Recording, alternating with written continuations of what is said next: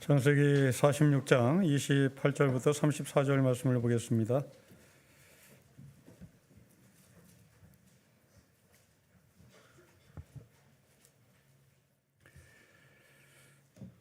(46장) 28절부터 34절 말씀입니다. 한 절씩 기도하겠습니다. 야곱이 유다를 요셉에게 미리 보내어 자기를 고센으로 인도하게 하고 다 고센 땅에 이르니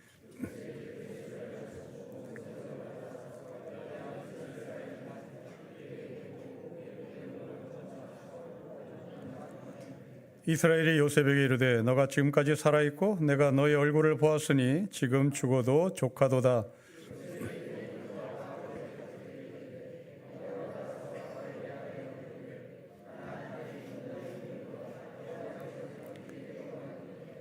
그들은 목자들이라 목축하는 사람들이므로 그들의 양과 소와 모든 소유를 이끌고 왔나이다 하리니. 같이겠습니다. 당신들이 이르기를 주의 종들은 어렸을 때부터 지금까지 목축하는 자들이온데 우리와 우리 선조가 다 그러하나이다 하소서. 애굽 사람은 다 목축을 가증히 여기나니 당신들이 고센 땅에 살게 되리로다. 아멘. 자, 오늘 본문은 야곱이 애굽 땅에 들어가는 이야기입니다. 야곱은 헤브론에서 출발해서 브엘사바를 거쳐 이제 야곱이 애굽에 들어갑니다. 야곱은 브엘사바에서 하나님 앞에 제사를 드립니다. 야곱이 애굽에 가는 이유는 곡식을 얻기 위함입니다. 그런데 이 곡식을 얻기 위하여 애굽에 간 사람이 또 한 사람이 있습니다. 아브라함입니다. 야곱의 할아버지입니다. 야곱의 할아버지 아브라함은 가나안의 기근이 들자 애굽에 곡식을 얻으러 갑니다. 그런데 아브라함은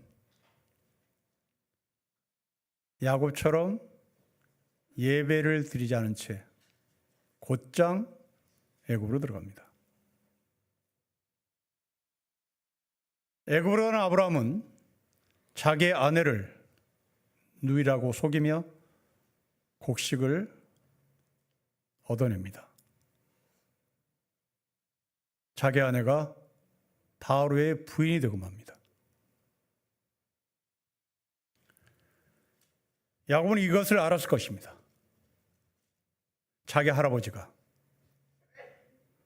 자기처럼 곡식을 얻으러 애굽에 갔을 때 자기 할머니 사라를 누이라고 속였다는 것을, 그 속임의 근거는 곡식이었다는 것을. 그러나 나는 곡식을 얻는 것이 목적이 아니라 하나님 앞에 예배드림으로 말미암아 하늘이 주시는 곡식으로 고백을 하겠다고 마음을 먹고 브엘사바에서 예배를 드린 겁니다. 배고픔이라는 것은 똑같습니다. 아브라함도 야곱도 배고팠습니다. 그러나 목적은 달랐습니다.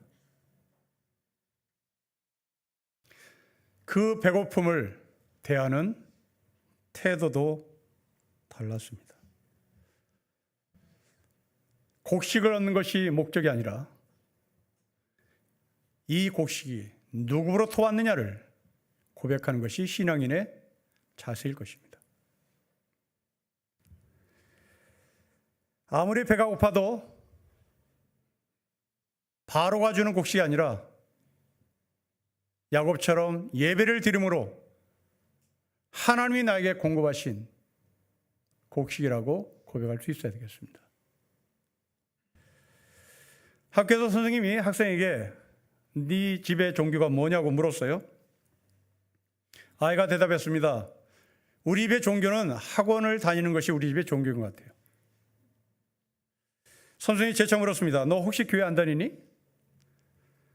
원래 다녔는데 지금은 안 다녀요. 주일날 예배 안 가는 것은 아빠 엄마한테 혼나는 일이 아닌데 학원을 안 가면 큰일 나요. 공부하는 목적 놓친 거죠. 이 아이의 엄마 아빠는 공부하는 목적, 공부하는 이유를 놓친 겁니다. 저는 여러분들에게 아이를 교회로 데려오라고 말씀드린 것이 아닙니다. 주일에 학원 보내지 말라고 말씀드린 것도 아닙니다. 학원 보내기 전에 거실에서 예배를 드리기를 권면합니다. 그 예배는 뭘까요? 너가 왜 공부를 해야 되는지를 알아야 되는 거죠. 우리가 공부해야 될 목적이 무엇입니까? 우리가 그 공부를 통하여 무엇을 이루려고 노력하는 것입니까? 지금 AI가 우리를 지배합니다. 이제 AI가 없으면 우리는 살 수 없을 정도로 나의 삶에 아주 가까이 왔습니다. AI라는 게 뭘까요? 이렇게 돌려서 해석을 해보겠습니다. 우리는 하나님의 형상을 가진 존재입니다. AI는 인간의 형상을 가진 존재입니다. 하나님의 형상을 가진 우리가 하나님께 저항을 합니다. 하나님께 반역을 해요. 이제 AI가, 인간의 형상을 가진 AI가 우리 인간을 어떻게 역습하며 저항하며 반역할까요? 왜 AI가 반역을 할까요? 그 AI가 반역하지 않도록 AI를 통치할 수 있는 힘은 뭘까요? 그렇습니다. 착함입니다. 선입니다. 하나님은 하나님의 형상을 가진 인간이 악해지자 그 악함을 선으로 이깁니다. 착함으로 이깁니다. 우리 아이들에게 학원을 보내며 왜 공부를 해야 되는지 착함입니다. 이 땅의 선입니다. 안성이라는 배우가 세상을 떠났습니다. 장례식 때 아들이 자기 아버지가 자기 해준 말을 사람들에게 공개했습니다. 착한 사람이 되자. 아주 평범한 이야기입니다. 그런데 왜 이 이야기가 뉴스거리가 되나요? 우리가 착하게 살자는 해본 적이 없다는 얘기 아닙니까? 이 지극히 평범한, 지극히 상식적인, 인간이면 기본적으로 갖춰야 할 이 착함이 언제 엄마, 아빠로부터 들었는지 몰랐기에 이것이 뉴스거리가 되고, 아, 정말 그 사람이 인격적으로 대단히 훌륭하다라는 평가를 받게 된 거겠죠. 성도 여러분, 여러분 자녀들에게 공부하라와 착하게 살라와 몇 번을 얘기했는지를 되돌아보십시다. 역습인 거예요. 훗날 아브라함처럼, 예배를 드리지 못한 아브라함처럼 자기 아내를 아내라고 말하지 못하고 누이라고 말한 것처럼 여러분의 아이들이 여러분에게 저 사람 우리 엄마 아빠 아니에요, 이런 역습, 이런 공격, 이런 반역 어디서 나올까요? 착하면 나오지 않죠. 아버지 어머니 형상을 가진 존재라는 것을 알면 그런 말을 하지 못하죠. 하나님의 형상을 가진 존재라면 우리는 그렇게 말하지 못합니다. 예배를 회복함이란 하나님의 형상을 회복하는 것입니다. 하나님의 형상을 회복함이란 선을 갖는 거예요. 세상의 소금으로, 세상의 빛으로 사는 겁니다. 아브라함은 야곱처럼 애국 가는 길목에 예배를 놓쳤습니다. 이것을 반면교사 삼아 야곱은 브엘셉에서 예배를 드립니다. 오늘 본문은 두 가지입니다. 야곱이 유다를 먼저 고센 땅에 보냈다. 그리고 이스라엘 백성들이 살의 땅이 고센 땅인데 애굽 사람들이 천대하고 멸시하는 땅이었다는 얘기입니다. 자, 먼저 28절을 보겠습니다. 우리 28절을 같이 읽겠습니다. 시작. 야곱이 유다를 요셉에게 미리 보내어 자기를 고센으로 인도하게 하시고 다 고센 땅에 이르렀습니다. 여러분, 왜 야곱이 유다를 먼저 고센 땅으로 보냈을까요? 왜 유다일까요? 맏아들 루벤, 말 잘하는 시몬, 셈이 빠른 아들들 분명히 있었는데 그들을 보내지 않고 왜 유다를 보냈을까요? 유다는 요셉을 팔아버리자고 제안했던 사람입니다. 그런데 이 유다가 변했습니다. 베냐민을 위해서 자기 목숨을 내어놓겠다고 결심한 사람입니다. 아버지의 고통을 자기의 고통으로 환치시고 그 고통을 자신의 삶으로 책임지겠다고 고백했던 사람입니다. 이 이야기를 처음 들었던 1차 독자들은 바벨론 포로들입니다. 바벨론 포로들은 나라를 잃었습니다. 성전을 잃었습니다. 주권을 잃었습니다.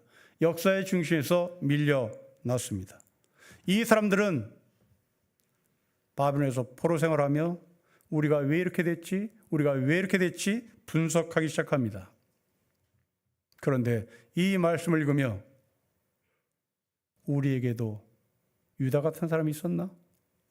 지금 이 바벨론에 유다 같은 사람이 있나? 질문하도록 하나님은 인도하시는 겁니다. 문제를 분석하고 문제가 어딘지 파악하는 것이 중요한 것이 아니라 여기에 대한 책임을 지는 사람이 이스라엘 백성들에게 있었는가를 묻는 겁니다. 여러분, 우리는 분석에 빠릅니다. 셈에 빠릅니다. 그러나 책임은 느립니다. 하나님은 분석하지 않습니다. 하나님은 책임집니다. 하나님은 책임지기 위하여 아들 예수 그리스도를 이 땅에 보내셨고 그 예수님은 책임지기 위하여 십자가에 죽으셨습니다. 오늘 유다를 보냈습니다. 책임지는 유다, 이 유다의 족보에서 예수 그리스도가 탄생을 하십니다. 여러분, 신앙은 이해하는 거 아닙니다. 신앙은 동의하는 것도 아닙니다. 신앙은 따르는 것입니다. 예수님을 믿는다고 하면서 예수님의 뒤를 따르지 않는 것은 신앙 아닙니다. 그것은 이념입니다. 그건 종교입니다. 종교인은 마음으로는 믿습니다. 그러나 제자는 마음으로 믿고 주님의 뒤를 따릅니다. 여러분들이 이 자리에 앉아있는 것으로 신앙을 마쳤다고 생각하면 큰 오산입니다. 이 예배를 마치고 여러분들은 삶 속에서 예배를 시작하는 것입니다. 그래서 바울은 우리에게 말합니다. 너희의 몸을 제사로 올려드려야 된다. 여러분, 몸은 현실입니다. 몸은 이상 아닙니다. 몸은 이념 아니에요. 몸은 사상도 아닙니다. 몸으로 출근하고, 몸으로 이동하고, 몸으로 밥 먹고, 몸으로 견디고, 몸으로 나의 삶을 영위해 나갑니다. 바울의 이 말씀을 읽었던 1차 독자는 로마교회 교인들입니다. 당신은 로마가 세계를 제패했던 제국에 있었던 사람들입니다. 그 로마 제국은 식민지 국가의 백성들에게 요구합니다. 너의 몸을 황제에게 바쳐라. 너의 몸을 황제에게 충성해라. 너의 몸을 제국에게 헌신해라. 그래서 군대를 요구했고 제국의 이념을 위해서 몸을 소비하라고 요구했습니다. 그 한가운데서 바울이 말합니다. 너의 몸을 로마의 황제에게 충성하지 말고 너의 몸을 하나님께 제사로 드리라고 얘기합니다. 이것은 헌신의 강도를 얘기하는 것이 아닙니다. 삶의 방향이 바뀌는 겁니다. 지금 이 시대는 여러분들에게 이 몸을 요구합니다. 2000년 로마교회 교인들에게, 당시의 식민지 백성들에게 요구했던 그 몸의 요구를 여전히 우리에게 요구합니다. 자본주의, 신이 우리에게 요구하는 몸은 네 몸을 소비하라입니다. 네 몸을 생산하는 데 소비하고, 네 몸을 물건을 구매하는 데 소비하고, 네 몸을 자본이 요구하는 대로 충성하라고 요구합니다. 여기에 우리가 살고 있습니다. 바울의 말씀은 내 몸이 누구를 향하여 충성하고 있는지, 내 몸이 누구를 위하여 소비하고 있는지를 묻는 겁니다. 젊은 여러분, 여러분들은 소비의 문화가 삶인 것을 알고 있습니다. 소비를 하지 않으면 불안한 우리입니다. 그 소비가 누구를 위하여, 그 소비를 자본의 신을 위하여 하는 것인지, 하나님 앞에 거룩한 산제사를 드린 소비인지를 묻습니다. 일제강점기 때 일제는 우리에게 이 몸을 요구했죠. 그러나 당시 믿음의 선배들은 거기에 굴복하지 않았습니다. 군부 독재 때 우리 신앙의 선배들은 군부 독재에 몸을 갖다 바치지 않았습니다. 하나님 앞에 거룩한 산제물을 드렸습니다.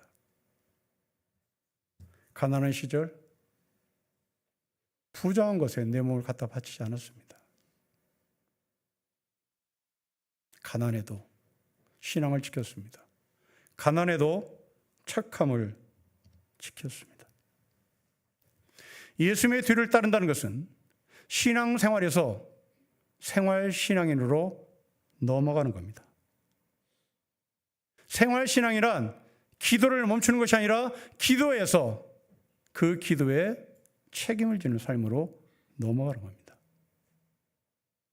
예배의 순서에 맞춰서 예배를 드리는 것이 예배가 아니라 이제 여러분들이 이 예배를 마치고 마당에 들어가면서부터 생활신앙인으로 들어가는 시작입니다.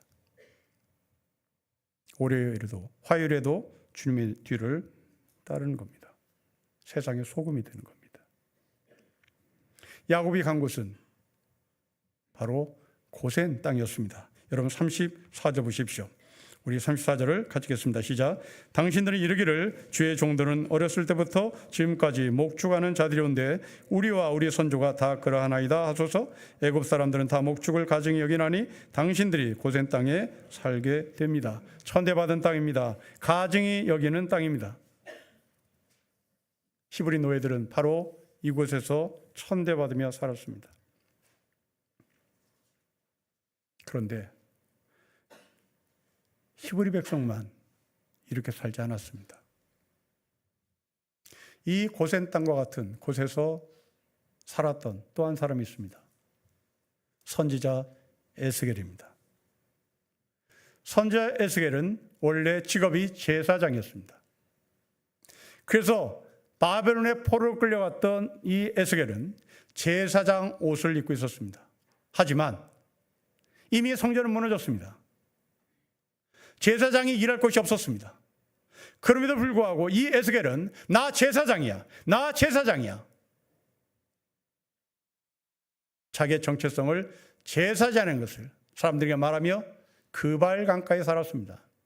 그 그발 강가는 포로 수용소가 있는 개토 지역이었습니다. 당연히 썩은 냄새가 나고 당연히 악취가 났습니다. 그 악취가 난 그발강에서 제사장의 옷을 입었던 이 에스겔에게 하나님께서 환상을 보이십니다. 그리고 선지자로 부르십니다. 선지자로 부르시는 이 에스겔에게 보이신 환상은 정말 멋집니다. 성전에 물이 들어오기 시작합니다. 에스겔의 발목, 에스겔의 무릎, 에스겔의 가슴팍까지 차오릅니다. 그리고 성전의 동쪽 문으로 이 물이 차고 넘치며 흘러나갑니다. 그발강가의 썩은 냄새, 그발강가의 악취 나는 냄새, 그발강가의 혼탁한 물, 거기에 제사장이라고, 나 제사장이야, 나 제사장이야, 용을 썼던 이 에스겔에게 보이시는 환상은 성전의 맑은 물입니다. 그 성전의 맑은 물이 무릎에서 가슴밖까지 차올라 성전의 동쪽 문으로 차고 흘러 넘칩니다. 썩은 냄새가 나는 그 강에 살아도 너는 맑은 물을 마실 하나님의 사람이라고 확인시켜 준 겁니다. 제가 10대 때 예수 그리스도를 만났을 때를 기억합니다. 어느 날 잠을 잤는데 눈을 떴습니다. 내 방에서 냄새가 진동했습니다. 제 방은 저밖에 쓰지 않습니다. 저는 청소도 자주 합니다. 아니, 학교 가면 저희 어머니가 청소까지 다 해주십니다. 냄새 날 리가 없습니다. 그런데 그 어느 날 제 주변은 온통 썩은 냄새였습니다. 그리고 주님이 찾아오셨습니다. 당시 빛으로 찾아오셨습니다. 그 썩음이란 바로 나의 본질을 얘기했을 것입니다. 그발강가의 썩음과 고센 땅의 썩음이 바로 나에게 됐음을 알려주셨던 것입니다. 그런데 이 고센과 구약의 그발강이 신약에 와서 갈릴리로 넘어갑니다. 갈릴리는 천대받는 땅이었습니다. 갈릴리에서 무슨 선한 곳이 나올 수 있느냐고 사람들은 비아냥거렸습니다. 그런데 그 갈릴리에서 예수님은 제자를 부르십니다. 그리고 부활하신 예수님께서 갈릴리에서 제자들을 만나십니다. 그 갈릴리에서 제자를 만난 제자들 가운데 한 명은 자살했습니다. 11명 중에 한 명 자살하고 11명 중에 몇몇은 그 부활하신 예수를 믿었습니다. 몇몇은 의심을 했습니다. 다시 말해 예수님의 공동체가 엉망진창이었다는 얘기입니다. 한 사람은 자살, 어떤 사람은 신뢰, 어떤 사람은 의심.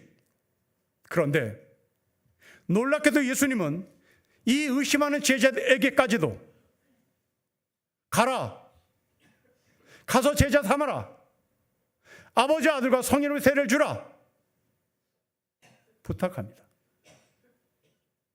아니, 의심하는 제자들에게 훈련시켜서 제자를 삼으라고 말해야 되겠죠. 훈련시켜서 세상에 내보내야 되겠죠. 그런데 예수님은 믿는 사람들에게만 이것을 준 것이 아니라 믿지 못하는 의심하는 제자들에게도 가서 제자를 삼으라고 말씀하십니다. 여러분, 무엇에 근거하여 이런 말씀을 할 수 있을까요? 어떻게 이런 말씀을 할 수 있는 예수님의 믿음을 우리가 알 수 있을까요? 그렇습니다. 예수님의 마지막 말씀입니다.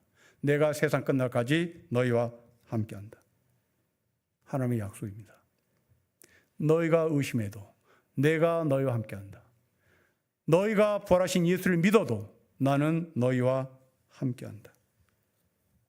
고산에 있는 사람들, 그발강에 있는 사람들, 갈릴리에 있는 사람들, 하나님이 함께 하신다고 말씀합니다. 애굽 사람들은 고센을 무시했습니다. 그러나 하나님은 무시하지 않았습니다. 바벨론 사람들은 그발 강가를 포로들이 사는 냄새나는 곳이라고 손가락질했습니다. 그런데 하나님은 그 에스겔을 찾아오십니다. 갈릴리에서 무슨 선한 곳이 나올 수 있느냐고 외쳤으나 하나님은 갈릴리의 제자들과 함께 땅끝을 보게 하십니다. 한국 교회도 이렇게 갈릴리에서, 고센에서, 그발강에서 출발했습니다. 그런데 지금은 고센이 뭔지 모릅니다. 그발강가를 싫어합니다. 냄새난다고 접근도 하지 않습니다. 소수자의 마음을 잃어버렸습니다. 기독교가 로마에서는 제도가 되고, 유럽으로 건너가서 문화가 되고, 미국으로 건너가서는 사업이 됐다는 말을 어느 한 신학자가 했습니다. 그렇다면 미국을 통하여 한국에 들어온 기독교는 뭐가 되었을까요?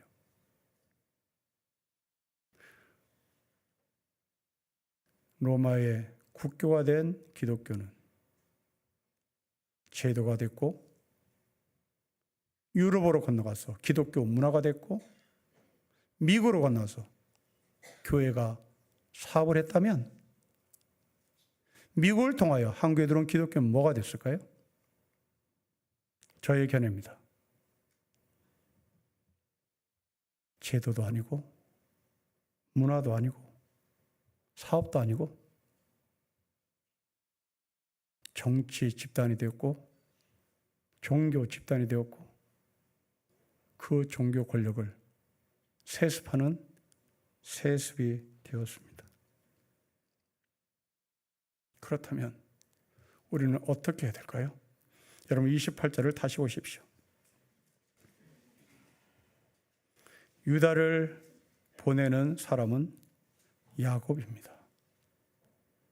무섭다는 얘기입니다. 애굽이 무섭고, 그러게 유다를 먼저 앞세우고, 유다는 가난했다는 얘기입니다. 가난한 마음을 가진 유다에 있다는 얘기입니다. 이것을 회복하지 않으면 우리는 종교 권력으로 이 땅에 맛을 잃어버린 소금이 되겠죠. 성도 여러분, 여러분들의 마음은 가난을 유지하고 계십니까? 이 가난은 겸손 따위가 아닙니다. 이 가난은 겸양 따위가 아닙니다. 무서운 겁니다. 영적 파산 선고를 말하는 겁니다. 에고 앞에 나는 아무것도 아닙니다. 무섭습니다. 자본 앞에 무섭습니다. 이 세상 권력 앞에 무섭습니다. 나는 아무것도 할 수 없으니 하나님이 함께 하신다는 것을 고백하는 바로 유다의 마음입니다. 이번 주에 오카르 목사님의 평전을 읽었습니다. 그 중에 고센 땅에 살았던 한 여성을 소개받았습니다. 이름은 이수정이라는 집사였습니다. 부모로부터 버림받은 여성이었습니다. 서초동의 한 부잣집에 식모로 들어갑니다. 일하던 중에 방송 설교를 듣고 예수님이 누군가 궁금해지기 시작합니다. 주인집 아주머니에게 허락을 받습니다. 주일날 낮 예배만 드리겠다는 약속을 받고 가까이 개척한 사랑의 교회를 출석하기 시작했습니다. 어려운 형편 속에서도 이 여성은 예수 그리스도를 영접하고 예수의 뒤를 따르기 시작합니다. 자신의 인생이 불행했지만 결코 강남의 유한 부인들의 틈바늘 속에서 자기의 자존감과 자기의 길을 죽이지 않습니다. 예수님께서 주신 그 하늘의 꿈이 이 여성을 당당하게 살게 했습니다. 그러다가 이 이수정인 집사가 암에 걸려서 죽습니다. 인생의 마지막 순간이 다가오자 이 여성은 병원에 갔다가 발길을 자기 집으로 가지 않고 옥 목사님 집으로 발길을 옮겼습니다. 옥 목사님 품에서 죽고 싶었기 때문입니다. 옥 목사님 품 안에서 죽습니다. 목사님은 장례식에서 이런 설교를 합니다. 병원에 갔다가 그날따라 목사의 집으로 발길을 옮기게 하신 것은 놀랍도록 신기한 하나님의 인도하심이었다. 마치 자기가 죽을 자리가 어디인지를 알고 찾아온 사람처럼 보였다.